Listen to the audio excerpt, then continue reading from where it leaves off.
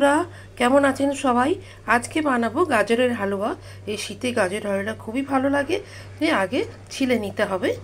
এখানে আমি 4টে গাজর নিয়েছি, আর বেশিও নিতে পারেন আপনাদের ইচ্ছা মতো।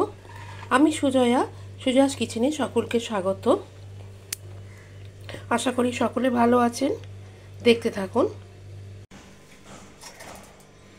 এইভাবে আমি সমস্ত গাজরগুলোকে কুড়িয়ে নিচ্ছি। আপনারাও এইভাবে কুড়িয়ে নেবেন, তাহলে ভালো হয়। সিদ্ধ করেও হয়, কিন্তু কুড়িয়ে নিলে সেই জিনিসটা বেশি ভালো হয়। দেখুন, অনেকটাই হয়ে গেছে।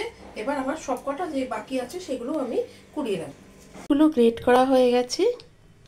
হালুয়াতে দেওয়ার জন্য কিশমিশ, কাজু, এলাচ, 4টে বড় এলাচ ছাড়িয়ে রেখেছি, পেস্তা, এবং এই খোয়া ক্ষীরটা গ্রেট করে দিতে হবে।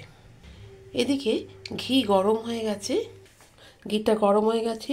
ঘিয়ের মধ্যে আমি 4টে বড় এলাচ গরম দিয়ে দিচ্ছি। ফোড়নকে একটু নেড়ে নিতে হবে। শীতকালে এই গাজরের হালুয়া বানালে যেমন ভালো লাগে, একটু বাড়িতে বানানো একটু মিঠাই হয়, এবং গাজর তো যথেষ্ট শরীরের পক্ষে উপকারী, সেই হিসাবে খাওয়াও দরকার। ভালোও লাগে, মিষ্টান্ন তৈরি হয়ে যায় বাড়িতে বানানো। এটা বেশ কিছুক্ষণ নাড়তে হবে। এবার এর মধ্যে আমি দেব গুঁড়ো দুধ। আমি এখানে 2 চামচ মতো, 2 থেকে 3 চামচের মতো গুঁড়ো দুধ দিলাম। আপনি গুঁড়ো দুধও লিকুইড দুধও দিতে পারেন। সুবিধাটা হয় কি, যে এটা বেশ একটা টাইটনেস এসে যায় গুঁড়ো দুধে। এবার দিয়ে যেমন মিষ্টি খান সেইভাবে দেবেন। আমি এখানে 3 চামচ দিচ্ছি।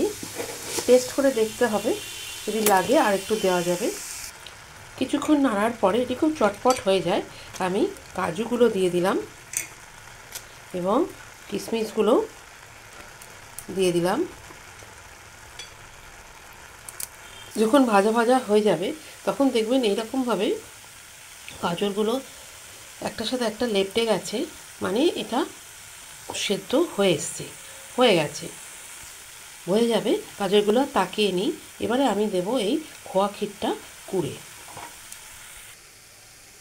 এবার এটাকে নাড়ব।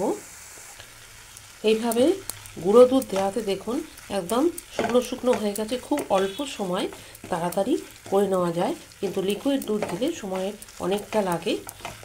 এটি লাইক করবেন, শেয়ার করবেন, সাবস্ক্রাইব করে দেবেন নতুন হলে।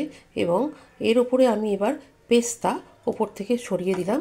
পেস্তাগুলোকে পেস্ট করে একটুখানি গুঁড়ো গুঁড়ো করে নিয়ে ছড়িয়ে দিলাম।